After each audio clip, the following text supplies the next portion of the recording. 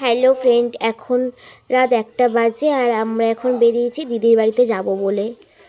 তো দিদির বাড়িতে চলে এসেছি, ওরাও নিচে চলে এসছে। এখন দেখো আমরা যাব সবাই মিলে একসাথে বাপের বাড়ি। আমার দিদির নাচটা দেখো, আর ঠান্ডায় আমরা দুজন তো প্রায় জমেই যাচ্ছি একেবারে।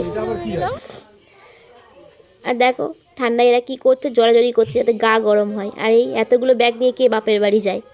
আমরাই মনে হয় যাই। তো ব্যাগগুলোকে এখন সবাই মিলে গাড়িতে ভরছে ডিকিতে,